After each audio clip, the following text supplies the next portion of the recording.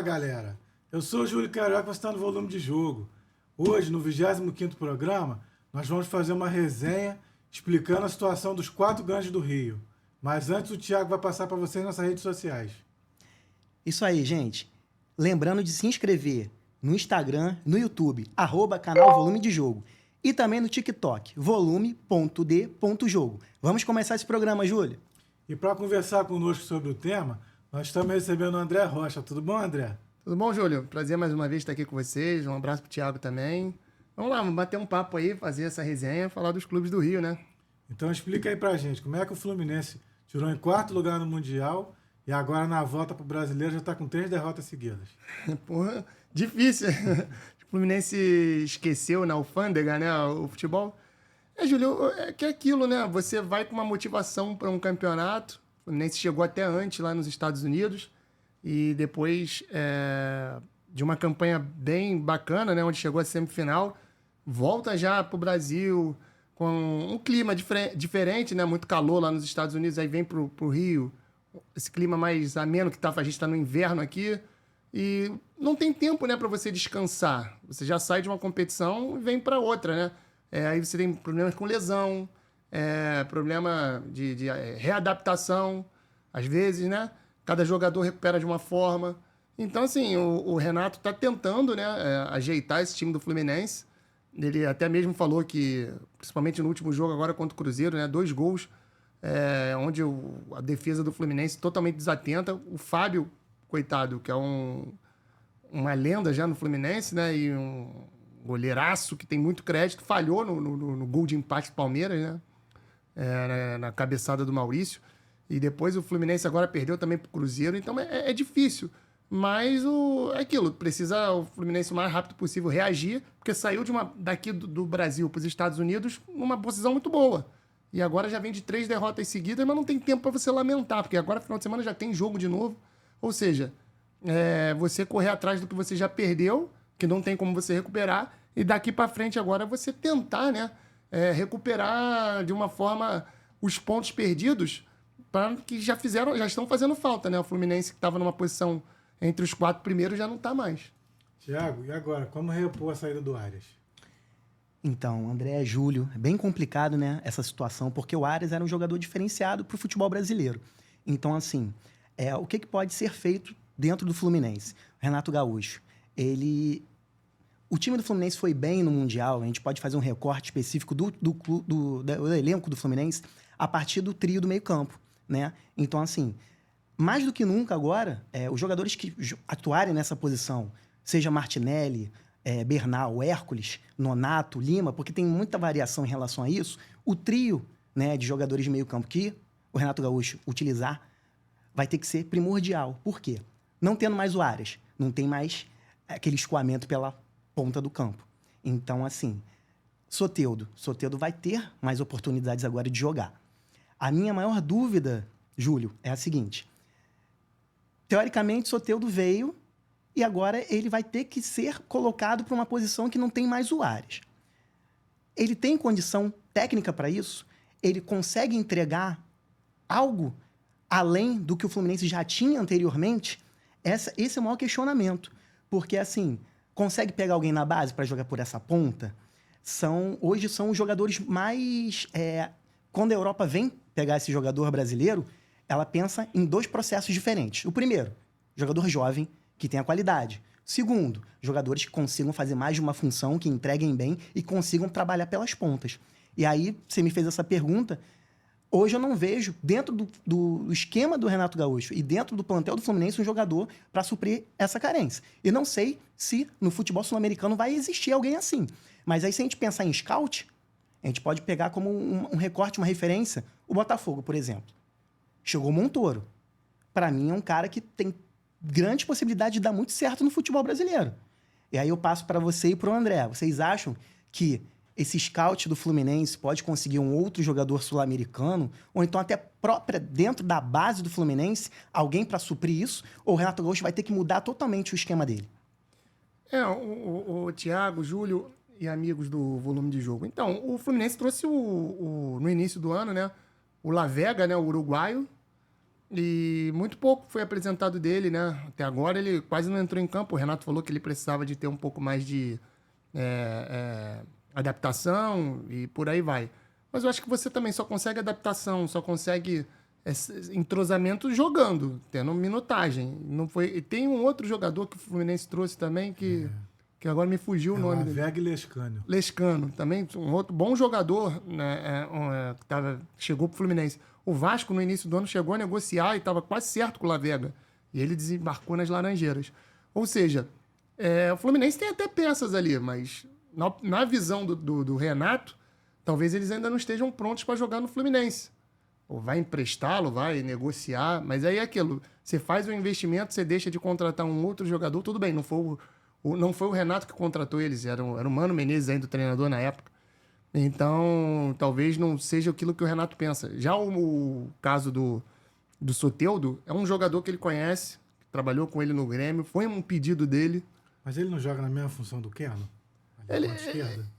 Mas no Grêmio, muitas vezes, ele jogou pelo lado direito. O próprio sim. Santos também, muitas vezes, ele jogou pelo lado direito. Aquele caso, aquele icônico lance, né? Que ele pisa na bola num jogo contra o Vasco. Ele tá pela ponta direita ali, que ele sobe na bola, né? Então ele joga por ali também. O Fluminense tem o Canóbio, também, que foi uma das contratações mais caras aí da história do clube. Você tá gostando do desempenho dele? É um jogador que ele entrega aquilo que você quer, né? Ele não é um craque, mas não é um jogador ruim. Ele é um jogador ok. Te entrega aquilo, não é um goleador. E o próprio Canóbio já disse, ele não é um atacante. Na visão dele, ele é um terceiro, quarto homem de meio de campo. Talvez possa ser isso que o Renato procure. Fazer essa composição ali do meio campo, fazer essa bola chegar na frente. Não tem a velocidade tanto quanto o Arias tinha, a qualidade do Arias bater na bola. O Arias batia falta, batia pênalti. O Canóbio acho que não faz isso. Então, assim, o Renato vai ter muita dor de cabeça para achar um jogador com as características do Arias, que era 80% desse meio campo para frente do Fluminense, né, Júlio? E esse meio campo, Inês Trouxa, você já ouviu falar nele? Vi muito pouco. Confesso que vi muito pouco. Não sei se o Thiago já acompanhou mais vezes. Vi poucos jogos. É um bom jogador, mas também é aquilo. Vai demandar tempo para adaptar, para se entrosar no esquema daquilo que o Renato pede. Porque é muito difícil. A gente fala assim, vem um jogador. Mas quando você perde um jogador que é o craque do seu time, para você achar um outro parecido já é difícil. E quando você traz um jogador no meio de uma temporada, você já pega o barco andando. Por mais que um jogador esteja em forma e tudo mais, mas você não está acostumado com o estilo de jogo da equipe. Aí eu entro aqui no jogo. Vocês têm uma maneira de conduzir o programa. Eu não sei qual é o tempo que você vai me dar para falar aqui, não sei o quê. Eu não estou acostumado com o ritmo de vocês. Aqui eu sou como convidado. Futebol é a mesma coisa. Às vezes você gosta de receber a bola um pouco mais na frente, gosta de receber em cima, no pé. Tudo isso demanda o quê? Tempo para treinar. Coisa que a gente não tem aqui no Brasil, como a gente falou no início do programa. Você chega... O Renato chegou no Brasil, 2 dias depois já tinha jogo. Aí 3 dias depois tem jogo de novo. Então você aí viaja. Aí você leva um certo tempo para entrosar. Tiago, com essas 3 pancadas que o Fluminense tomou, e agora? Focar em outras competições, focar na Sul-Americana... O que esperar do Fluminense pro resto da temporada? Olha, gente, se nós formos olhar para a parte de estatística, né, ficou meio confuso as últimas 3, 4 rodadas do Campeonato Brasileiro, que tem times que só atuaram 2 vezes, outros 3, outros conseguiram fechar as 4. Mas se você pega na tabela, só 2 times não conseguiram pontuar nesse último mês. Um é o Atlético Mineiro, que está passando por toda aquela turbulência nas Minas Gerais, e o outro é o Fluminense. Então, assim, se o Fluminense der mole, ele já perdeu 3. Para chegar na zona de rebaixamento é um pulo. E nós já temos times tradicionais lá embaixo. O Santos e o Vasco estão sofrendo. Estão lá no final da rabeira. Então, assim, fizeram essa pergunta, né, para o Renato Gaúcho na última coletiva. Você vai priorizar alguma competição? Vai para as Copas? Vai ficar no Brasileiro? Ele disse que não. Que, a princípio, vai conseguir manter um padrão em todas elas. Mas aí a minha pergunta para vocês é a seguinte, gente. O Fluminense tem elenco para conseguir ir levando as competições, todas essas 3 competições que ele tem pela frente? Já não tinha, pessoal. Sem o Arias agora, então, com esses 300 e poucos milhões que ganhou de premiação, tem que contratar. Pelo menos um centroavante, um ponto, um meia de ligação. Mas o centroavante, por exemplo, o John Kennedy voltou, né? John Kennedy tá de volta. É um jogador... Joga mais de lado, né? Não, muitas vezes ele joga de 9, né? Ele foi até na campanha do Fluminense campeão da Libertadores, ele era o reserva imediato do Cano, né? Sim. Então ele jogava mais centralizado. Ele pode jogar pelo lado? Pode jogar pelo lado, mas não, a posição de origem dele é atacante, né? Finalizador. E assim, a gente vê pela didática do futebol brasileiro que o que acontece? A gente entra num ponto aqui. Ele falou, 3 derrotas seguidas para um treinador significa o quê? Quase forca. Forca. Mas o Renato volta muito grande dos Estados Unidos. Ele volta no 4º lugar do Mundial. O Mano teve no Fluminense até outro dia, perdeu 2, 3, foi mandado embora. O Carille no Vasco. É a tendência, mas é aquilo. Ele chega muito grande. Então, ele conseguiu criar uma gordura para um caso desse. O cara, vai me mandar embora? 4º colocado. Mas ele já levou 3 lambadas no Campeonato Brasileiro. Em casa, né? Em casa. Você tá entendendo? É. Então é aquilo. O Mário Bittencourt e o Renato vão ter que quebrar muita cabeça aí para ver o que eles vão fazer com esse Fluminense aí. Porque o Arias foi o primeiro. O Fluminense fez uma bela campanha no Mundial. Você tem jogadores ali que são ativos muito grandes do clube. Martinelli, próprio Hércules, que é jogador jovem. Sabe? Acho que o Fluminense tem mais ainda a oferecer ao mercado. E se perde esses 2 jogadores, também complica muito. Gente, ainda em relação ao Fluminense, vocês gostam quando o Renato Gaúcho atua com 3 zagueiros, inicia as partidas dessa forma? Vocês acham que é uma boa pro Fluminense ou depende do adversário? No Mundial deu certo em algumas partidas, mas no Brasileiro jogando as 3 seguidas, em casa, não foi um esquema... Não, mas no último jogo contra o Cruzeiro ele não jogou com 3 zagueiros. O Thiago Silva acho que foi poupado, né? Jogou o Ignácio e o Thiago Santos. Isso. Então ele aboliu o esquema com 3 zagueiros no último jogo. Mas é aquilo, deu certo lá. E aqui não tá dando. Porque lá ele jogou conforme o adversário. Exatamente. E em relação ainda ao Renato, gente, porque na última coletiva ele falou esse mesmo processo.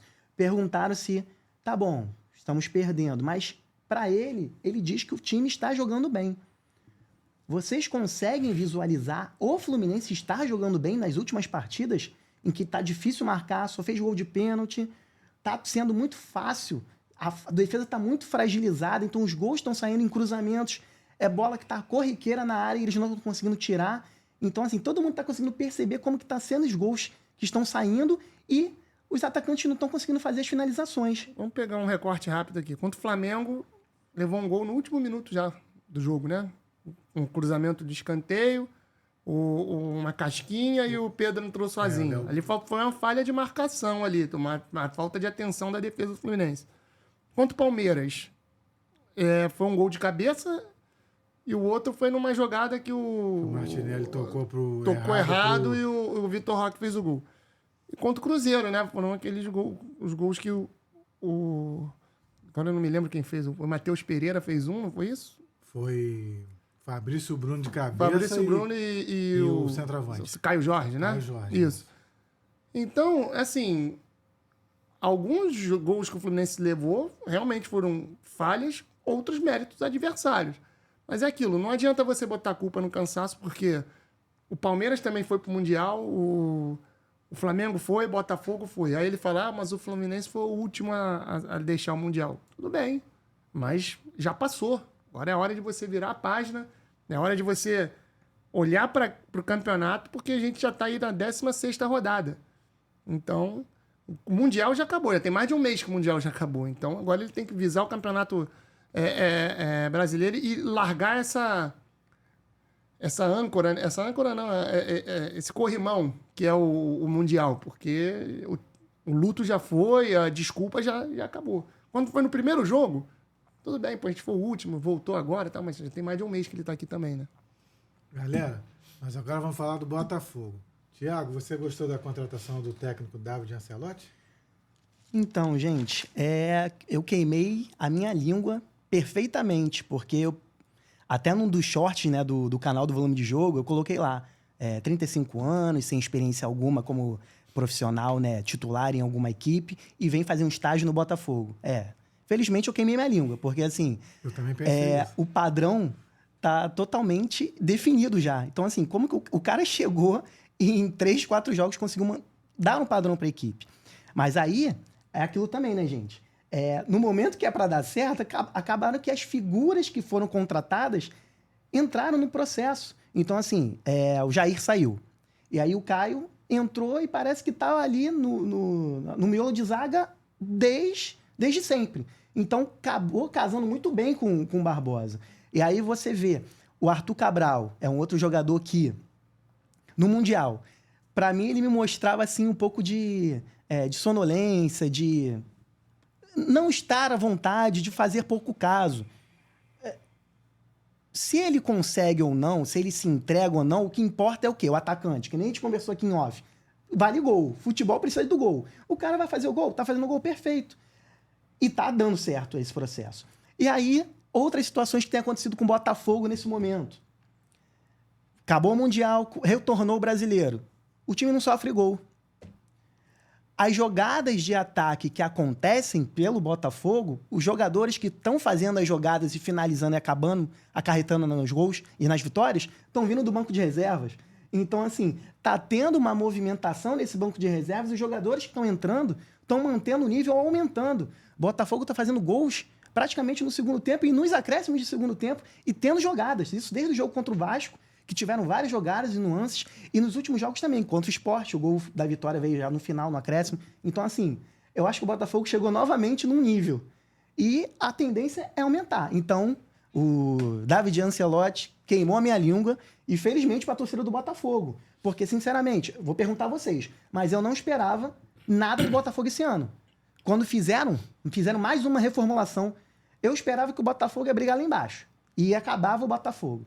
Só que, não sei. Acho que tem lenha para queimar aí. O que vocês acham? Olha, me permite discordar um pouquinho de você pelo seguinte fato. Eu acho ainda muito cedo. Ele tá se mostrando, sim, um bom treinador. Eu uso para ele a mesma coisa que eu falei, assim, há um tempo atrás sobre o Felipe Luiz também. Vamos saber gerar na hora que tiver um conflito. Tá vivendo aí 3 jogos, muito bons, beleza. Mas, assim... tá tudo muito novo. A gente também não pode endeusar e daqui a pouco ele tem o mesmo recorte do Caçapa de 2023, que quando veio pro Botafogo para apagar aquele incêndio, ele ganhou os 4, 5 primeiros jogos todos de 2-0. Aí foi pro Molenbeek e quando voltou, tanto que ele é o auxiliar lá agora permanente do Botafogo. Então assim, o David tá chegando, ele tem pedigree, né? O pai hoje é o técnico da seleção brasileira. A gente tem que dar um pouquinho de tempo, né? Não tem nem um mês ainda. Daqui a uns 3, 4 meses, a gente pode fazer, realmente, Botafogo manteve, tudo mais. Mas, assim, é uma grata surpresa. Mas eu ainda não consigo falar assim, ele é bom, ele é ruim. Fazer um paralelo é muito... O Felipe Luiz já tem 1 ano e pouco no cargo. Mas você vê, tá enfrentando uma crise, não tá sabendo lidar. Mas ele tem know-how lá no Flamengo. Mas é isso. Então a gente tem que esperar um pouquinho. Tem tudo para dar certo. O Botafogo tem orçamento, tem um bom time, tem elenco. Agora é ele saber trabalhar, né? Tiago, o Renato Paiva, na tua opinião, ele caiu só porque ele jogou retrancado contra o Palmeiras no Mundial ou ele já não vinha agradando? Então, Júlio, o Renato Paiva acaba que não foi nem a segunda opção, terceira opção. A gente não sabe nem qual foi a opção que o Botafogo já não tinha mais o que fazer e acabou contratando. Né? Então, assim, eu acho que pro que aconteceu no último ano do Botafogo, de ganhar Libertadores, de ganhar Brasileiro, e de ter um DNA ofensivo, de ter aquele quarteto mágico que chegou a vingar por um bom tempo, depois daquilo, a torcida que não sabia o que era, quando soube o que é o ser bom, o que ela queria? Que mantivesse. Só que as peças eram diferentes e o treinador também. Então, assim, no Mundial teve o célebre jogo contra o PSG, né? E aí depois veio à tona a questão do Textor com ele, dizendo que foi eliminado pelo Palmeiras e o Palmeiras não é PSG. Vocês não jogaram aquele jogo, né? Vocês deixaram o Palmeiras jogar. Faz aí, tava aqui pra isso. Qual foi o jogo que o Botafogo propôs no Mundial? Propôs o jogo? Propôs jogo. O Botafogo não propôs em momento No primeiro algum. jogo, vamos fazer rapidamente um resumo aqui do que foi o Botafogo no Mundial. Pegou o Seattle Sounders no primeiro jogo. Fez 2-0 no primeiro tempo. De bola aérea. No segundo tempo, o Botafogo não jogou. Seattle Sounders teve muitas oportunidades de até ganhar o jogo. Foi 2-1 Botafogo. Se não fosse o John ali... Se não fosse o John, o Seattle Sounders no mínimo arrumaria um empate. Contra o PSG, aquela bolinha do Igor Jesus. Depois o PSG jogou 89 minutos na área do Botafogo. Isso. Contra o Atlético de Madrid, perdeu. Gente, o Botafogo só se classificou para as oitavas de final do Mundial porque o Atlético de Madrid perdeu de 4-0 no primeiro jogo para o Paris Saint-Germain. Se não fosse isso, o Botafogo estava fora. A verdade é essa. O Botafogo estaria fora do Mundial, na primeira fase. Então, assim, o Botafogo não propôs jogo em nenhum dos 4 confrontos que jogou. Contra o Palmeiras também não propôs. Então a gente pega só o último jogo contra o Palmeiras e fala que ganhou do PSG. Ganhou do PSG, beleza. Mas fez um gol e ficou lá atrás. Então o Botafogo não propôs jogo. Talvez não seja característica do Renato Paiva, não sei. Ele agora tá no Fortaleza. Vamos ver como é que o Fortaleza vai jogar. Então, o Vojvoda era um treinador que gostava de propor jogo. Vamos ver o que o Renato vai fazer agora no lugar dele. Então, assim, de 4 jogos que o Botafogo jogou no Mundial de Clubes, o Botafogo não propôs jogo em nenhum. Então, não propôs jogo em nenhum dos 4 jogos. Tiago, você acha que a chegada do Montoro e o Arthur Cabral vão fazer agora o futebol do Savarino ele recuperar o futebol dele? Olha, Júlio, o Montoro, ele tá dando as primeiras amostras de que tem a técnica. E o que eu gosto muito num jogador de futebol, né, uma característica que eu acho muito interessante é a seguinte: ele chamar a responsabilidade da partida para si. E a gente costuma ver que cada vez isso está acontecendo menos no futebol. E esse é um garoto que ele parte para cima, ele tem a visão de jogo, ele consegue trabalhar junto com os outros que estão junto com ele no processo. Só que é um garoto muito novo, né? Então, assim, ele vai falhar? Ele vai falhar. Ele vai errar? Vai. Em algum momento vai dar certo. Então, assim, o Savarino, por si só, todos os outros foram embora, né? Então, assim, hoje ele não pode ser o regente de uma orquestra, sendo que ele é o único, né? Mudou o time e agora o que ele precisa? Ele precisa se reinventar, ele precisa se reencontrar. Porque quando tinha Almada, Luiz Henrique e o Igor, ele era um. Hoje, ele tem que ser outro. Ele não pode ser o mesmo jogador que ele foi do ano passado. E parece que o Savarino, ele meio que se acua em alguns momentos em que todo mundo espera alguma coisa dele, né? Tem jogadores que são assim. Então, assim, eu acredito que o Montoro vai ser um jogador que vai chegar, já botou a camisa, tá vestindo e tá partindo para cima. O Arthur Cabral é o que eu falei. Eu não espero algo dele. Ele tá fazendo gol. Ele é atacante e tem que fazer gol. Perfeito. Mas eu espero a dedicação, eu espero a vontade, eu espero que ele se encaixe no sistema do técnico. Um pouco mais de participação, igual tinha o Igor Jesus, é isso? Vontade. Mas são características um pouco diferentes, né? O Igor Jesus era mais móvel, Isso. Era um jogador mais leve, sabe fazer gol. O Arthur Cabral é aquele 9, aquele é a moda antiga ainda. É que espera a bola vir. Espera, protege, sabe? Então, assim, a característica é um pouco diferente, né? O Igor Jesus, o Arthur Cabral, ele lembra mais ou menos o estilo que tinha o Tiquinho Soares. Sim. E aí ele sai de um Tiquinho, vai para um Igor Jesus, que era totalmente diferente. E agora você volta para um jogador que é parecido nas características com o Tiquinho. Saindo um pouco de Botafogo. Por que tu acha que o Tiquinho tá sendo banco lá no Santos? Por conta, talvez, do time mais móvel que o treinador lá queira, né? O Kleber Xavier, porque ele tenta botar o Santos um pouco mais móvel, rodando, né? Com o David Washington, com o Guilherme, né? O Barreal e o Neymar, né? Regendo, sendo tipo um Savarino ali, né? O homem que rege ali a orquestra. E o Tiquinho é justamente aquele jogador que fica mais preso. Talvez pro esquema que o Kleber esteja pensando pro Santos nesse momento, o Tiquinho não venha sendo a principal peça para que essa engrenagem possa acontecer. Entendi. Tiago, a contratação do volante Danilo pelo Botafogo, você achou uma boa? Então, gente, a gente já conversou bastante, debateu aqui em off, então vamos trazer um pouquinho isso pro on. O que acontece? Garoto novo, né? Sai do Palmeiras, vai para a Europa. né? Vai vislumbrar, né, novos ares. E aí, na primeira proposta que tem, ele volta. Só que ele teve todo um processo de ter se machucado, de ter se lesionado. E aí nossa pergunta e nosso questionamento, nossa dúvida é, em primeiro lugar, a técnica ele tem, não vai perder. Mas se ele tivesse a 100%, ele voltaria para o futebol brasileiro?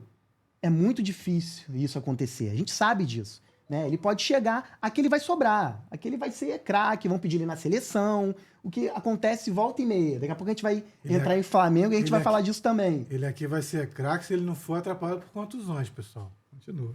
E o que a gente espera, né? A gente espera que ele tenha... O futebol ele tem. A gente espera que ele tenha volume de jogo tendo partidas Isso, pelo Botafogo. Minutagem, né, tendo a famosa minutagem, que é a palavra da vez, né, agora no futebol brasileiro. Isso. Então, assim, em relação a essa questão aí, gente, em relação ao Igor Jesus, eu queria levantar um debate aqui. Porque eu fui pensando e analisando para vocês, pegando os 4 times cariocas. Hoje, nós temos craques nesses times e nós temos ídolos nesses times ou não? O que vocês acham? O que vocês acham da diferença do craque e do ídolo? Hoje, temos ou não? Talvez pela longevidade, o Flamengo tenha ídolo, hoje o Bruno Henrique e o Arrascaeta. São ídolos. Para mim, não são craques. Eu tenho um sarrafo muito alto para definir a palavra craque. Porque, assim, hoje, a geração de hoje, né, que essa geração mais nova, define o craque como quem? Talvez o último seja o Neymar, brasileiro, né? Mas, assim, você pega os jogadores, a gente tem hoje... Muita gente briga comigo, e eu falo aqui. Hoje, quem é o melhor do mundo? Vinícius Júnior. Na opinião de vocês, ele é craque? Não. Na opinião de quem está assistindo a gente, depois tu até comenta aqui, né, no nosso vídeo. O Vinícius Júnior, para vocês, é craque? Não é. Aí, muitos dos meus amigos falam, o André parou nos anos 90, 2000. Não parei. Eu vi futebol, como vocês viram. Tive a oportunidade de ver Romário jogar, Ronaldo, Rivaldo, Edmundo, Ronaldinho Gaúcho. Esses eram craques. Rivaldo, Bebeto, que é pouco falado, diga-se de passagem, jogava demais. E aí eu tava vendo outro dia uma entrevista, acho que foi do Paulo Nunes, e perguntaram para ele, Paulo, você ficou frustrado por não ter tido tanta oportunidade na seleção brasileira? Ele, pelo contrário. Quando eu fui convocado, eu não acreditei, porque eu disputava a posição com Edilson, com Edmundo, com Romário, com Bebeto. Para você estar na seleção amoroso, naquela época, para você ter uma vaguinha, porque você tinha que jogar muita bola. Hoje, a gente, para montar uma seleção, já é difícil. Aí você fala, tem craque? Não tem. Vinícius Júnior é um grande jogador, um excelente jogador, mas não é craque. É minha visão de craque. Não sei se é a do Júlio, não sei se é a sua. Mas é isso. Craque, para mim, hoje no futebol mundial, é só o Lamine Yamal e o Bellingham. Pode mudar de assunto, Thiago. Então, mudando em relação... É verdade. Mas e aí, ele? Tu fala? Que esse craque para você, pode falar. Vocês já responderam por mim. Então, assim, para mim, hoje, não tem. E é muito complicado, né? Vocês sabem, né? Que ídolo também não tem como ter, pessoal, que os jogadores não param nos clubes.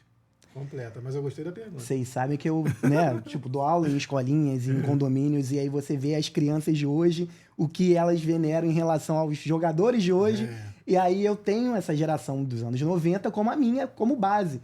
Eu falo, não, vocês não viram. Eu tenho um filho de 6 anos, e para ele, o ídolo dele é o Igor Jesus. Então, assim, por isso a pergunta, porque eu fiquei pensando, eu falei... o Igor Jesus, aí por que ele era o ídolo do Botafogo? Ele fazia o Kami Kami Ha, então essas questões são interessantes para mídia, para marketing, para torcida, para engajamento, para tudo. Então por isso que aí vem esse ponto de interrogação do craque e do ídolo e no futebol carioca. O Júlio levantou uma questão muito boa. Não tem como o Igor Jesus ser ídolo no Botafogo. Não deu tempo. Ele pode ser lembrado pelo Botafogo. Ele foi campeão. Isso ninguém vai tirar dele. Mas é aquilo, ídolo... Quando você fala de Flamengo, você lembra de quem? Zico. Você vai falar do Vasco, você lembra de quem? Roberto. Você fala do Botafogo, você vai lembrar do Igor Jesus? Garrincha, de Jairzinho. Você vai lembrar do Garrincha. Essa galera aí. Você não vai lembrar do Igor Jesus. É. Ele foi campeão. E fez o gol contra o Fez- Paris Saint-Germain, que eles valorizam tanto. Mas ele não é ídolo. Foi exatamente, ele ficou um ano no Não deu Botafogo. tempo, O Almada é ídolo no Botafogo, Não gente? deu tempo. Ficou, Não ia ser ficou nem 6 treinador. meses. Esse ficou 6 meses. O Luiz Henrique é ídolo no Botafogo? Não deu Não é. Ele tem a história dele firmada no clube. Ele tem lá o título da Libertadores, Rei da América. Mas não é ídolo. Ídolo é o cara que faz história. Por isso que eu falei. O Arrascaeta, Bruno Henrique, até o próprio Gabigol que saiu agora. Eles fizeram uma história no Flamengo. Ganharam títulos. O Arrascaeta e o Bruno Henrique estão há 6 anos no clube. Eles são ídolos. Vai lembrar dos caras, pô, tal. Mas agora, o Igor Jesus, o Luiz Henrique, não tem como botar na prateleira de ídolo. Porque um ficou 6 meses, outro com 1 ano, já não estão mais no clube. André, com a saída do zagueiro Jair, com a venda dele, Esse é outro, ficou 6 meses no Botafogo. esse Caio supre a ausência dele ou tem que contratar mais zagueiros? Não, o Botafogo vive até acho que é o maior problema do Botafogo é o setor defensivo, né? Porque não digo em termos esportivos, digo em termos físicos. Porque Tá sempre machucando. o Bastos está machucado. Bastos tá machucado. Aí tem O agora Barbosa de vez em quando Barbosa de machuca. vez em quando machuca. E o Barbosa tem uma questão que é aquele funcionário 3x1, né? Joga 3 jogos, leva 3 amarelos, no quarto ele folga, né? Esqueci. Ele é Olha o o corte aí, pessoal. Esqueci dessa, hein? o Barbosa é o 3x1, né? É. E, então, assim, o Botafogo precisa ter peças, porque o Bastos já tá o quê? Uns 4, 5 meses sem jogar. Acho que desde janeiro. Desde janeiro, né? Desde mais ou menos do final Vamos do ano botar passado. fevereiro. Aí ele Vamos botar- tentou voltar, não conseguiu. É. Então, assim, eu acho que o Botafogo precisa de peças para suprir essa temporada pesada, né? Porque além da temporada brasileira, né? Na temporada continental aqui, que já é pesada, ainda teve esse Mundial de Clubes. Ou seja, você joga mais partidas ao longo do ano. Então, acho que o Botafogo precisa, assim, de peças para poder suprir aí as necessidades do treinador até o final do ano, né? Thiago, com o empate contra o Vitória e a vitória sobre o Sport, o que esperar do Botafogo lá no Brasileiro? Acho que já está em 5º lugar, né? Isso. Então, O que tu espera dele? eu já falei aqui no meu início, né? Minha introdução aqui de Botafogo já foi praticamente a resposta. Eu acredito que o Botafogo vai brigar, né, esse ano, mas a questão que o André falou é importante. Por quê? Precisa de peças de reposição. Porque o time titular do Botafogo, eu acho um time bastante interessante, com muitas variações e características individuais que valem a pena de serem testadas. Só tem um jogador, né? Isso eu falo direto com o Júlio, que eu acho que não condiz com o nível que o Botafogo tem desde o ano passado. E aí não é pegar no pé, não é falar que, pô, caramba, você não gosta do cara por quê? É o Vitinho. Eu não consigo entender como o Vitinho é titular absoluto do Botafogo. Eu queria até passar isso para vocês. Se vocês pegam o time base do Botafogo, se vocês trocariam algum desses jogadores por algum que está na reserva. Cuiabano é um caso que, quando entra muito bem, mas não tem a titularidade, né? Devido ao Alex Telles ser o titular na lateral e o Cuiabano ser bem ofensivo, mas a parte defensiva ele tem alguns problemas. Mas em relação ao Vitinho, eu não consigo ver. E aí teve até o caso, né, que o Matheus Ponte teve proposta, né, dos Emirados Árabes, não quis ir, porque ele não acredita que vai ter...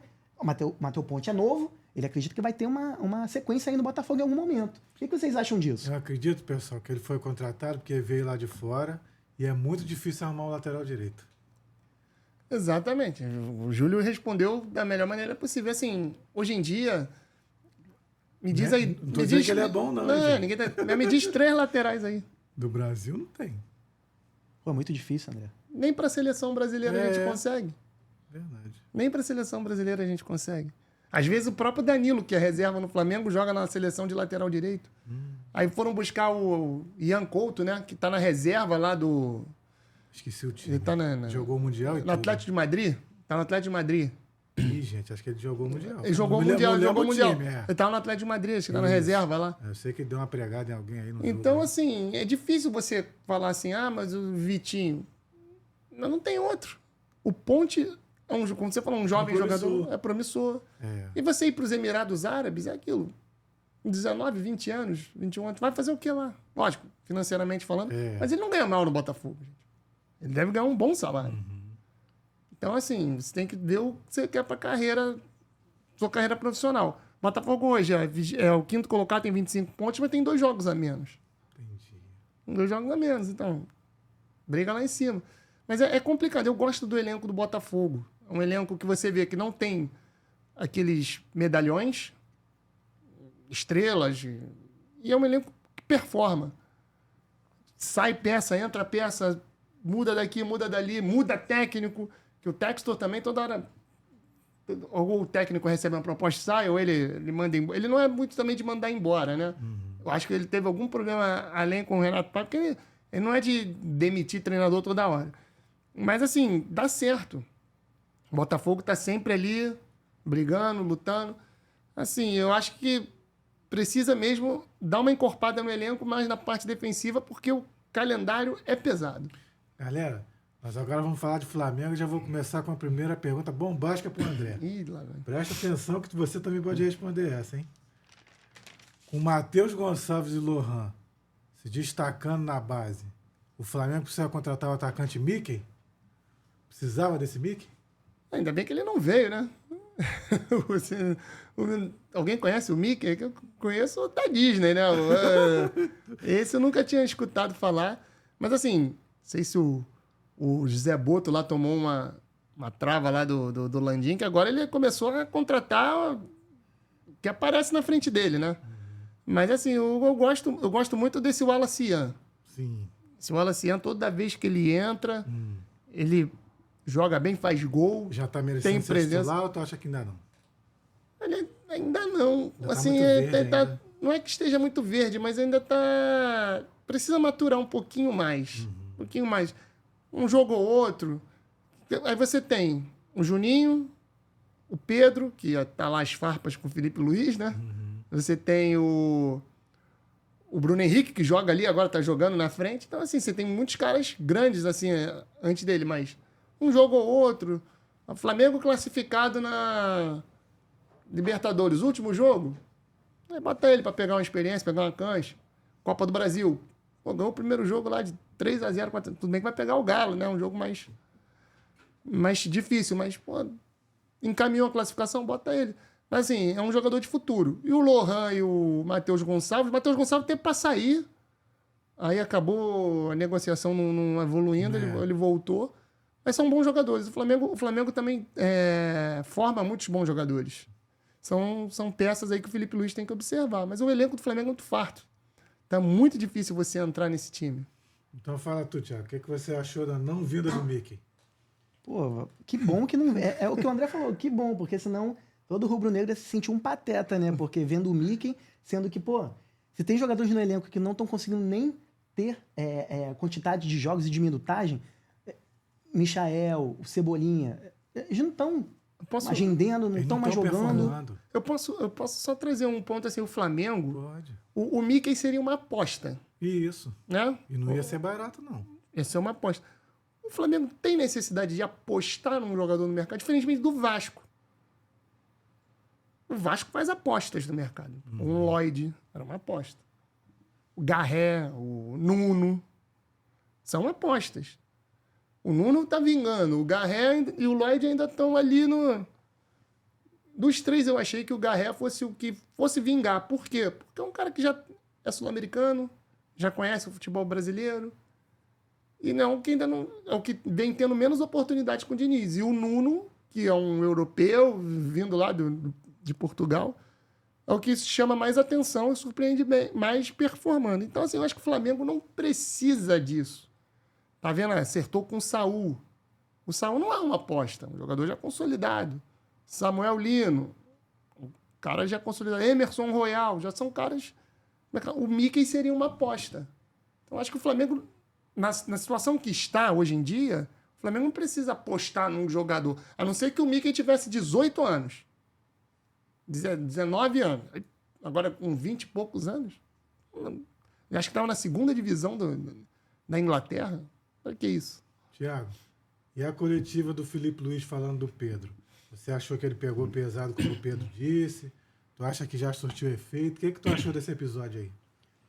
O que eu achei, gente, assim, Você como treinador, vamos botar agora você como treinador. assim, eu tenho um jogador, acontecem situações que aconteceram ali. O problema é que a gente não sabe o que foi feito internamente, né? Porque Felipe Luiz enquanto jogador, Pedro enquanto jogador. Era um processo. Tá. Felipe Luiz enquanto treinador e hierarquia, Pedro jogador. Então, assim, o Pedro falou que ele ficou da forma como ficou, né? Tipo, largado, que não queria treinar, devido à situação da diretoria lá, né? Que vazaram lá os prints, né? Enfim, de Isso. que caso viesse uma Proposta, proposta, ele ele seria seria negociado. vendido. Ah. Tá, vamos lá. Pedro não é criança, né? Todo mundo joga futebol profissional. Ele já teve os altos e baixos dele. Então, assim, ele tem que estar preparado para qualquer coisa. Eu vejo dessa forma, mas eu vejo dessa forma como treinador. Eu não vejo dessa forma como jogador. Eu nunca fui jogador. Então, assim, eu como treinador, eu preciso de uma hierarquia. Eu preciso de uma hierarquia, eu preciso que o jogador faça o que eu peço. E ali dentro, eles têm que ter total confiança e eu tenho que ter total autonomia para trabalhar da forma como eu acho que é para ser. Porque se não for assim, não tem um trabalho. Acredito que o Felipe Luiz tenha subido esse tom porque alguma coisa não rolou, não aconteceu. Ele pediu algo e o Pedro ignorou. Mas aí é um achismo. É um achismo enquanto profissional. Porque, assim, jogar e externalizar isso tudo da forma como foi, eu não lembro de ter acontecido isso muitas vezes. Eu nunca tinha. Porque, assim, jogar no ventilador da forma como foi, É, de também. falar em questão de GPS, de usar termos como Foi o último ridículo. em tudo. Então, assim, sabe? É. Eu não lembro disso. Pegou muito pesado. Entendeu? Pra chegar nesse tom, É porque já tava e ainda boladão mais com o ele, Felipe Luiz tendo a forma dele, de ter uma forma mais europeia do que brasileira, do que não ser tão emotivo. Você vê as entrevistas do Felipe Luiz, você não vê emoção na entrevista dele. Ele é técnico, ele é ponderado. bola, campo Ele é bola. ponderado nesse processo. Para ele ter aumentado o tom, alguma coisa ali não aconteceu. E aí virou essa rusga. Quem não pode sofrer com isso? O Flamengo. Os dois são profissionais de um clube de futebol. O maior clube da América Latina. Então, assim, chegou num ponto em que o diretor tem um print, aí na semana seguinte, a pessoa lá, o coordenador, o Runco, que aí deu o problema lá dele, falando do De La Cruz. Cada semana, um problema diferente. Aí tu vai olhar, pô, o time tá em crise. Pô, o time tá em crise? Tá lutando pelo título do brasileiro, tá em Copa do Brasil, tá em Libertadores, parece que é um barril de pólvora. Falta acender e explodir o negócio. Resumindo, o Felipe Luiz teve errado ali. Ponto. Mas se ele chegou nesse limite, que eu nunca tinha visto isso num treinador, não que eu recorde, de pouco tempo, o Pedro chegou e deu uma margem para isso. Tanto é que quando o Pedro faz o gol no Fla-Flu, vocês veem a forma como ele lida com a situação. Se eu faço um gol, se para mim tá tudo perdoado, já tá tudo fechado, eu ignoro aquilo. Não. Uso camisa, ganho em cima daquilo, falo que fui desrespeitado, falo que não precisava descer daquela forma. Para mim ainda rusgas aí em caminho. André, como é que joga esse Saul? O Saul é um meia, né? Joga perna canhota. Mas antes de falar do Saul, só Pode. endossar aqui o que o Thiago falou, o seguinte. Pode sim. O Pedro tem que entender que todo mundo tem um preço na vida. Ele é um produto. Sim. Ele é um produto, ele está na vitrine, está sendo visto, está sendo exposto. É. E a diretoria falou, se pintar uma proposta de 15 milhões, a gente pode negociar o Pedro. Que mal é nisso, gente? Que mal é nisso? Se pintar uma proposta de 15 milhões, a gente negocia, um preço que ok pra gente. Eu acho assim, Pedro ganha mal no Flamengo? Não. O que ele precisa? Ser motivado? Já dizia o Muricy Ramalho, tem uma frase muito boa. O cara chega, tem médico, psicólogo, come bem, chega lá, tem massagista, roupa, um centro de treinamento maravilhoso. E o técnico tem que motivar ele. Felipe Luiz tem que motivar o Pedro. Não tem que motivar ninguém. Ele precisa passar o quê? Conhecimento, tática, como é que ele quer que ele jogue, que ele desempenhe dentro do campo. Agora, motivar o cara, não tem que motivar ninguém. Felipe Luiz errou, sim, ter falado da maneira que falou. E o Pedro ter agido da maneira que agiu. Agora, se sentir desmotivado com o salário que ele ganha, com com tudo que o clube oferece a ele, eu acho que ele pode questionar, pô, o Flamengo, quando ele quis ir para as Olimpíadas, não liberou e tal. Mas agora, todo mundo na vida tem um preço. E ele tem que entender que ele vale 15 milhões de euros na cabeça do dirigente do Flamengo. Essa é a questão. Agora, o Saúl é um jogador também que joga ali pelo lado esquerdo, é um segundo volante, né? Bom jogador. Teve no Chelsea também, teve uma passagem rápida no Chelsea, e depois voltou para o Atlético de Madrid. Tem tudo para se dar bem com o Jorginho ali, com o Alan, né? E o Pulgar, né? O Pulgar tá machucado. O Flamengo tá montando um meio de campo muito bom. O Saúl é muito bom jogador. Thiago, a diretoria age corretamente ao contratar o Royal para o lugar do Wesley? Ou eles têm características diferentes? Um é mais defensivo e o outro é mais ataque? Como é que você compara essas duas contratações? A substituição de um lateral por outro? Assim, Júlio, o Flamengo precisava vender o Wesley, né? Mas assim, eu não acho uma boa não, cara. Aí vocês podem falar, pô, mas o Wesley, o lateral que chega na linha de fundo, não consegue cruzar uma bola. Tá, legal. Mas o moleque é novo. Ele tem potencial. Ah, mas 3 jogos jogou mal, a torcida quer que tire ele e bote outro. Flamengo, a gente sabe que é assim. Potencializa tudo, pro bem ou pro mal. Aí a gente volta naquele mesmo processo anterior do Danilo. Danilo que veio pro Botafogo. Emerson. Várias passagens por times da Europa. Tava quase certo com... Besiktas. Era Turquia, né? E aí desistiu e veio pro Flamengo. Eu não acho uma boa. Espero estar errado? Espero estar errado, queimar minha língua de novo. Mas assim, não tem ninguém mais próximo para isso? E que vale a menos? Perfeito. Eu, por mim, pessoal, colocaria o Daniel Salles da base. Continua. Então esse tema a gente fechou. Eu acho que é um consenso aqui em relação a Emerson Royal. Então, pessoal, vamos agora continuar falando de Flamengo. O André, agora com essas contratações aí desses atacantes aí que estão para vir, você já não acha que Juninho, Cebolinha e Michael já está na hora de respirar novos ares? O Michael é o que, dos três, assim, que recebe algumas propostas, né? Mas ele recusou as últimas que chegaram, geralmente é do mundo árabe, né? Lá onde ele estava, Arábia Saudita, às vezes é Emirados Árabes, geralmente é lá do Oriente Médio. Às vezes ele não, assim, aquilo, tá bem financeiramente, pô, tá jogando no Brasil, Rio de Janeiro, vai lá pro outro, vai cruzar o mundo, às vezes o cara não quer. Mas assim, vai ter que jogar muita bola também se quiser uma vaga. Tem que acontecer com ele o que aconteceu quando o Alcaraz saiu, que o Felipe Luiz, o Alcaraz chegou para ele com uma proposta e falou: professor, você vai me aproveitar? Você conta comigo? Aí ele foi Aí sincero. o Felipe Luiz falou: olha, hoje você Tá é no o fim da último fila. da fila. Se você acha que você quer ficar para brigar por posição, eu tenho fulano, Beltrano e Ciclano na sua frente. Mas você tem todo o direito de ficar, você tem contrato. Agora, eu tô te passando a minha visão. A mesma coisa tem que fazer com o Michael. Michael, se ele... Felipe, o que você pretende aí? Você pretende me utilizar? Conta comigo? Aí o Felipe Luiz vai falar: Misha, conto. Para mim você tem vaga ainda. Não conto. Acho que tem aqui agora o Samuel Lino, que deve estar chegando. Tem aqui o Cebolinha, tem o fulano e o Beltrano. Então, tá bom. Um abraço, vou para outro clube. É simples. Acho que a gente tem que ser verdadeiro com as pessoas. Se você conta comigo, estou à disposição. Se não conta, procura outro lugar para ser feliz. Tiago, levanta as pautas do Vasco aí.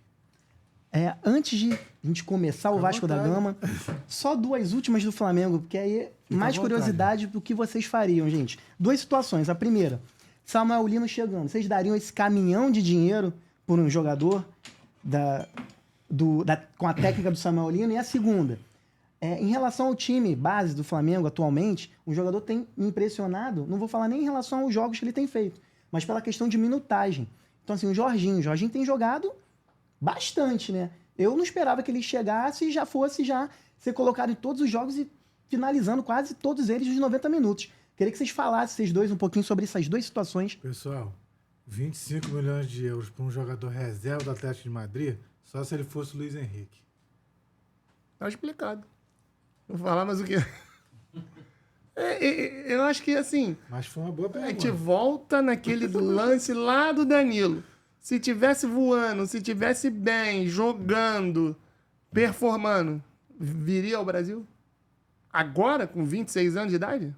Um cara que já passou pela base do Flamengo, 2018, pagar esse dinheirão, É isso. só se fosse um Luiz Henrique, uma Almada, aí valeria. E em relação ao Jorginho, gente, o que vocês têm achado dele? Muito bom jogador, tá em forma, chegou bem, preparado.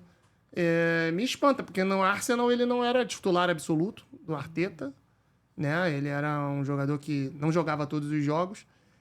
Mas é aquilo, ele já vem também com uma certa idade, 33, né? 34 Isso. anos. E veio pela experiência de estar no país dele, de origem. Ele que é naturalizado italiano, né?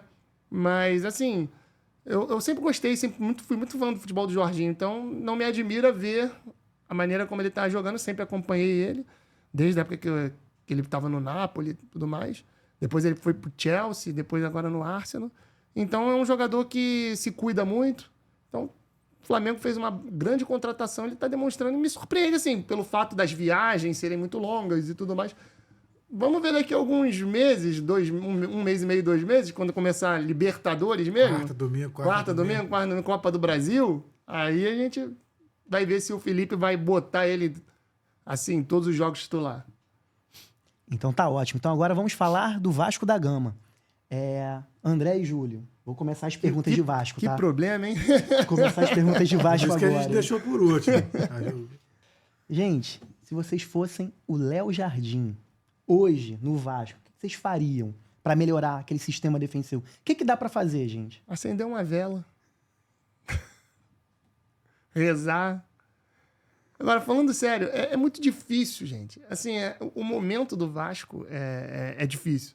Você tem um elenco caro, que não performa. Aí você entra. O Pedrinho falou dentre 8, não sei o quê. Você pega o elenco do Vasco, você tem um Léo Jardim, que é um grande goleiro. Cita 5 aí melhor que ele. Paulo Henrique. Mas o João Vitor. Não morro de amores por ele também, não. Mas é um zagueiro que foi o mais caro aí da história do Vasco. Eu sou vascaíno. Mas, assim, a gente sabe diferenciar, né? Quando a gente está no papel de jornalista, a gente tem que falar a verdade. E o Vasco até ontem tinha Payet, tinha Coutinho. Qual o elenco que tem isso? por que o Maurício Lema não tem sido titular junto com o João Vitor? O Maurício Lemos é aquilo. Não é uma aposta. Ele se torna uma aposta a partir do momento que ele também não jogava no Atlético. Ele vive com muitos problemas físicos. Ele veio pro Vasco, até começou bem, aí se machucou. Aí ficou de fora. Uma grata surpresa para mim é o Lucas Freitas. Que, na minha opinião, o Diniz erra no jogo contra o Botafogo. Quando tira ele, bota o Moura na defesa. O Vasco perde o jogo ali. Que leva um gol logo com 1 minuto de jogo do Arthur Cabral e depois o 2-0. Então, assim, alguma coisa ali, entra técnico, sai técnico, é a pressão da torcida, é a pressão por títulos, que o Vasco não ganha um título há muito tempo, título de expressão. Então, assim, é muita coisa reunida, principalmente processo político. A política do Vasco é muito difícil. Eu vim me perguntando no caminho da minha casa para cá e vim fazendo uma reflexão. Falei, o Vasco hoje é uma SAF. O Atlético, o Cruzeiro, o Ronaldo comprou, não deu certo. Em 2 tempos ele vendeu. Hoje é o Cruzeiro onde está. Botafogo, mesmo com o texto aí aos trancos, está lá. Por que tudo no Vasco é mais difícil? O Vasco pegou o pior investidor, 777 aí cheio de problema, para você conseguir o potencial construtivo aí do estádio. Um suor danado até agora. E para conseguir um novo investidor, pelo amor de Deus. O Pedrinho ontem falando na coletiva lá. Mas que dificuldade é essa, gente? Toda hora, até ontem era o Marinakis, cadê? Agora não está mais aqui. É o do Liverpool, é o do... Gente, por que no Vasco tudo é mais difícil? Aí levou uma lambada lá no Equador, primeiro jogo. Mas você bota na conta do Piton essa goleada ou já ia tomar essa goleada mesmo? Não, tomar goleada. Porque o que acontece? O Vasco naquele jogo até começou muito bem. Teve 2, 3 oportunidades, até de abrir o placar. Aí o Piton foi expulso, lógico que tudo complica. O Vasco leva o primeiro gol aos 46 minutos do primeiro tempo. Já perto de terminar o primeiro tempo. E aí depois tudo torna-se mais difícil. Aí o Fernando Diniz faz algo que não é muito do feitio dele. Ele bota mais um zagueiro, que ele bota o Lemos naquele jogo. O Lemos foi catastrófico naquele jogo. Então, assim, é muito difícil. E aqui no Rio, já tendo que sair pro jogo, propor. O Vasco teve muitas oportunidades. O Verratti perdeu 2 gols. Um que ele não costuma perder e o outro que o goleiro do Del Valle fez um milagre. E o primeiro lance do Del Valle no jogo foi o gol. O Lourinho lá cabeceou. Isso aqui em São Januário. Aqui em São Januário. A bola foi lá no cantinho. Então, são coisas que acontecem ao Vasco. Aí você pega o GB. O GB ia pra Turquia. Chegou lá. Ah, não pode acertar porque ele tá lesionado. Volta pro Vasco. Ah, tá lesionado, mas dá pra tratar, não precisa operar. Beleza, bota pra jogar. Ele jogou 10 minutos lá no Equador. Ele se machucou aonde? Voltou machucado. Alguém tem que chegar, pegar o departamento médico e explicar essas coisas. Por que tudo no Vasco demora e os jogadores se machucam onde? No voo? O GB agora tá um tempão aí sem jogar. Felipe Coutinho, o Vasco com 1 mês aí treinando. Aí ele jogou 2 jogos, agora tá com problema na panturrilha. Não sabe quando vai voltar. Gente, tem que combinar. Preparador físico, médico, massagista. Tudo acontece. Thiago, do Carille pro Diniz, já dá pra ver alguma diferença no time? Em termos percentuais, dá. O percentual do Diniz é menor do que o do Carille. Ih, gente. Dá pra ver mais derrotas aí, né, André? Ih, gente. A pergunta, assim, eu tenho umas dúvidas, né? Eu vou direcionar tirar pro André. tudo, meu filho, em já que ele relação se a essa- declarou. E o Carille ainda não perdeu no Vitória, tá? Já que ele se declarou o time dele, meu filho, pode Não, mas eu nunca, perguntar tudo a ele. ô, Júlio, eu nunca escondi o meu time de ninguém, não. Eu sou jornalista, eu sei diferenciar. O André é torcedor do Vasco, o André é jornalista. Eu falo, como eu falei aqui, de todos os clubes do futebol carioca. Sou Vasco, mas assim, a gente tem que, quando tá ruim, a gente tem que falar que tá ruim. A gente não pode ficar... Aqui eu não tô vestindo a camisa do Vasco. Entendi. Aqui eu tô como um analista. Então, Pode André, então perguntar, vou Thiago. mandar brasa agora em relação a isso aí. Já tá acabando, hein? Já tô olhando o cronômetro ali. Minha maior dúvida, né, nas últimas partidas tem sido em relação à lateral direita e à esquerda, né? O Paulo Henrique e o Piton. Porque, assim, em muitos momentos do ano, né, eles foram vias de escoamento, assistentes para os gols do Verratti, ou bons lances de ataque. Mas parece que nas últimas partidas eles estão meio que acuados. Aí você crê que esse processo é porque realmente tá complicado em todos os sentidos pro Vasco? não, o processo é que, na minha opinião, eles acham que eles têm cadeira cativa. Cadeira cativa, ele não sai do time. Você vê o Paulo Henrique sair do time? O Piton saiu do time por quê? E foi expulso. Expulsão. O Vitor Luiz não tem oportunidade. O Puma, E aquele que está Leandrinho? sendo negociado, voltou agora. Voltou, Tava nos Emirados Árabes, estava lá de lá. No Catar. Bom jogador. Eles não entram. Então, assim, o Puma treina mal, treina bem? Não sei. Paulo Henrique, para mim, é um jogador...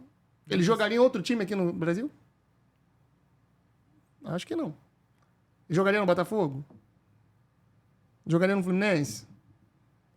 Jogaria no Flamengo? Jogaria no Cruzeiro? No Inter? Não jogaria. No Atlético Mineiro? O Piton, talvez. O Vitor Luiz estava no Curitiba. O Curitiba está na 2ª divisão. O Lemos era reserva no Atlético. Então, assim, eles, na minha opinião, assim, eles sentem como donos da posição. Não tem outro para entrar. O Vasco vai negociar agora o menino, que eu gosto até dele, o Paulinho, né, o lateral direito. Teve para ir para Volta Redonda, chegou a treinar lá, voltou, agora tá para ir de novo. Aí você vai você vai emprestar o Paulinho, o Puma não vai ter o contrato renovado. Aí só vai ficar o Paulo Henrique. Aí o cara, pô, se acomoda, não tem outro. Outra coisa que eu não entendo no Vasco. O contrato Júlio, 20 milhões. Aí o Júlio não rendeu o que eu espero, eu encosto o Júlio. Daqui a pouco, Júlio, rescinde aqui, vai aliviar a folha. Mas tu perdeu 20 milhões. O Puma vai ser negociado agora, saiu de graça. O Capasso saiu de graça. Ah, o Capasso tinha vários problemas de relacionamento. Gente, mas vende por alguma coisa. Você ter e largar o cara de graça, você gastar e depois não receber nada, alguma coisa. São coisas que acontecem no Vasco. André, e sem o Felipe Coutinho, né, que volta e meia tá lesionado, como você mesmo disse, quem arma essas jogadas do Vasco? Quem é o camisa 10? Outro ponto, o Vasco tinha até ontem o suíço, Maxime Domingues. Era um jogador que fazia essa função. Mas é aquilo, não tem paciência. Mas por que ele nunca jogou? Cadê ele? Não teve Já oportunidade. saiu? Ele tá jogando na MLS. Ih, Jesus, já ia arriscar, vou arriscar o nome dele. Ele tá na MLS. Era um jogador que poderia ter tido um pouco mais de oportunidade. A gente tem lá... eu falo assim... Âmbito geral é pro torcedor entender. O Vasco tem lá... Jean Davi, tá fazendo o que lá? Ainda tá? Tá. Ah, vou marcar. Aí tem Garré, Lloyd, tem... Esses que não são titulares, né? Que estão ali.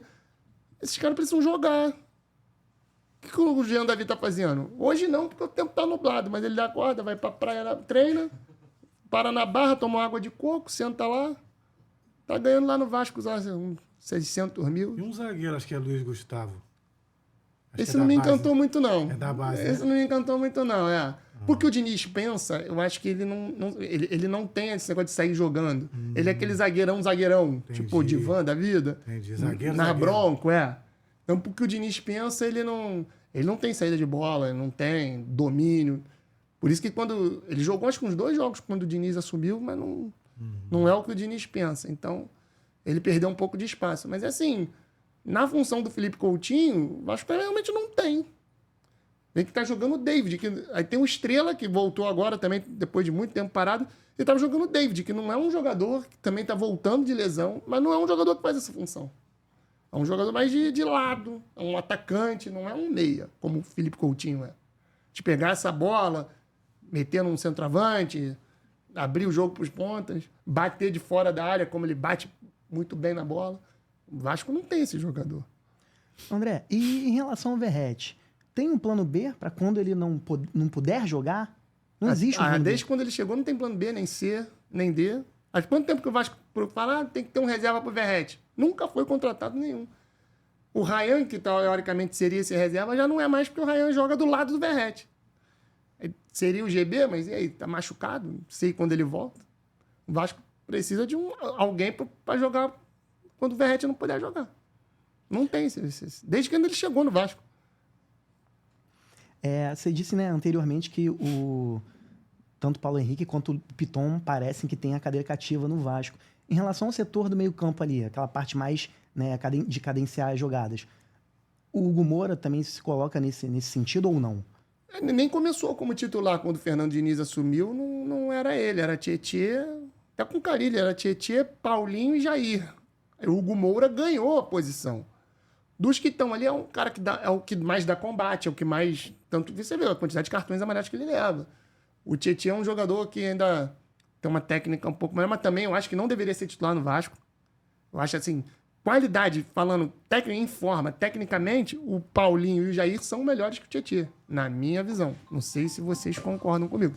Na minha visão, o Tietê e o Paulinho são mais jogadores o Paulinho e o Jair são mais jogadores que o Tietê. Então, caso todos os jogadores do elenco à disposição em forma, Paulinho e Jair seriam esses... Jogariam como titulares. O Jair até jogou o último jogo contra o Del Valle. O Diniz gosta muito do Jair. Segurou o Jair para não sair. Nas entrevistas, eu conto com o Jair, tanto que ele jogou o último jogo. Não sei se vai jogar agora contra o Internacional no final de semana. Mas é um jogador que eu gosto. Eu gosto do Jair, eu gosto do Paulinho. O Vasco, na temporada retrasada, né?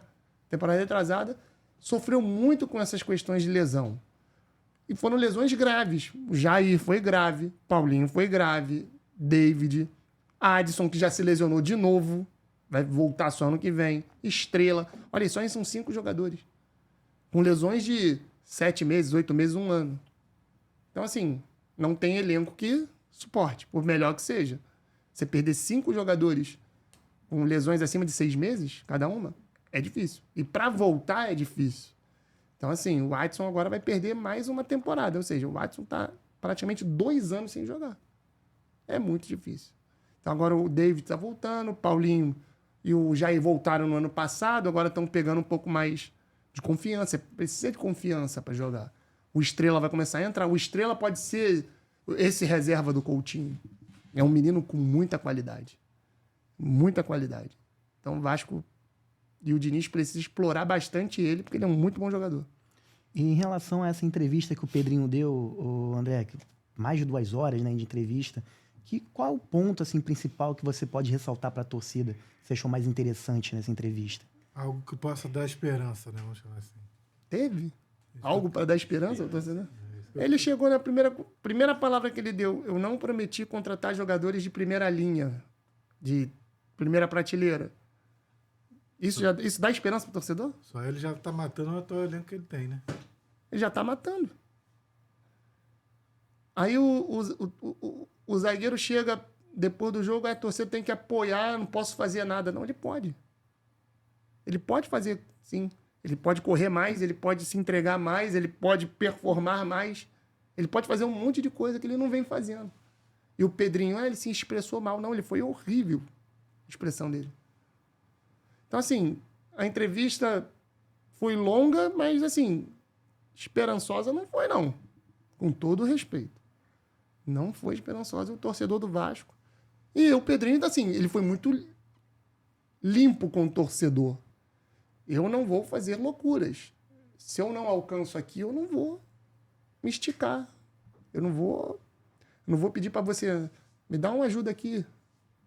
Eu vou até onde eu alcanço. Se eu não alcançar...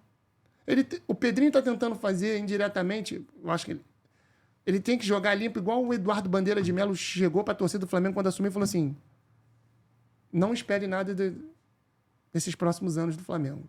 Se ganhar, ganhou. Mas eu não prometo nada. Primeiro eu quero arrumar a casa.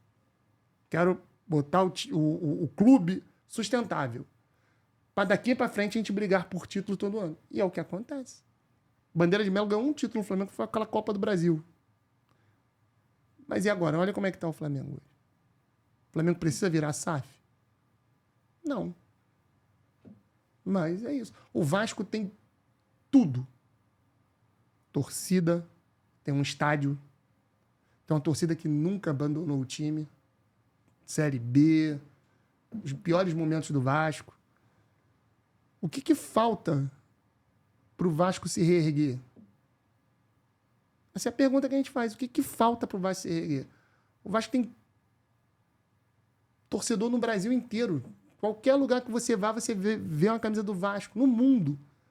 O Vasco tem um estádio para chamar de seu. Você vê, o Palmeiras conseguiu reformar. O Inter, o Grêmio tem estádio. O Vasco pega aquele estádio, bota na mão de quem vai lá reformar, fazer um name rights. Então, assim, dentro do Vasco é que é o problema. O problema é dentro do Vasco. Enquanto eu não conseguir acabar com as picuinhas internas, o Vasco vai demorar a se reerguer. Enquanto todo mundo não nadar na mesma direção, não remar na mesma direção, vai ser difícil. Aqui no programa, se você estiver remando para um lado e ele para o outro, o programa não vai para frente. Não é verdade? No trabalho, na vida, se você com a sua esposa, se vocês não pensarem igual, se vocês não remarem na mesma direção, o casamento não dá certo. A gente vai. Amanhã ou depois, o Pedrinho não está mais lá. Os jogadores não estão mais lá. A gente não vai estar mais aqui. Mas o Vasco, a instituição, vai continuar lá. Então é isso que eles têm que pensar. Que a gente tem que remar na mesma direção. Se remar contra, não vai dar certo nunca. Tem mais algum assunto, Tiago? Gente, para finalizar o programa, então, vamos terminar aqui com nossos pitacos dessa rodada, da 17ª rodada do Brasileiro? Vamos lá? Vamos lá. Ó, então, sábado, Botafogo e Corinthians no Newton Santos. O que vocês acham que vai acontecer? 2-1 Botafogo. 2-0 Botafogo. 3-0 Botafogo, na minha opinião. Todo mundo tá aí, então, acreditando no Botafogo. O Corinthians é outro que também tá vivendo um momento político, acho que tá pior do que o do Vasco. O presidente sofreu um impeachment. Problema agora com o negócio de cartão corporativo, que está sendo usado desde a época do Andrei Sanches, do Willio, e agora o problema também com o Augusto Melo. O Dorival já está balançando no cargo, poderia ter caído no último jogo. Ou seja, o Corinthians vive uns problemas. O Memphis achando que é maior do que o clube. Ou seja, então, ingredientes mais do que palpáveis para o Botafogo sair vitorioso nesse jogo. Você acha que se o Botafogo vencer, o Dorival resiste? O presidente do clube falou que banca ele, mas não pode ficar segurando muito tempo. Ou seja, não banca. Não banca. E aí no domingo, gente, São Paulo e Fluminense no Morumbi. Quarta derrota do Fluminense. 2-1 São Paulo. Fala aí, Júlio. 2-0 São Paulo. Infelizmente. Vou aí colocar na coluna do meio, botar um 1-1 bem feio nesse jogo. São Paulo vem de 2 vitórias, né? 2 vitórias seguidas. Com o Luciano jogando bem. Luciano fazendo gols. Então, vem vitória de um clássico. Mudou de treinador, o Crespo agora tá lá.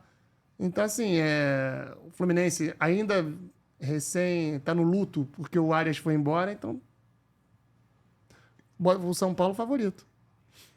E depois nós vamos ter Internacional e o Vasco da Gama. Gente, Internacional é interessante colocar... pode falar. Esqueci. Na gangorra dessas últimas rodadas, Internacional, ele subiu uma ladeira absurda e ganhou 3 jogos dos 4. Porque um ele não fez. Então, assim, ele tá numa crescente surreal. O Roger Machado deu um levante legal nesse... A pausa da Copa do Mundo fez bem pro Inter. Fez mal ao Vasco. Então, o Inter é favorito. Acho que vai dar 1-0 pro Internacional.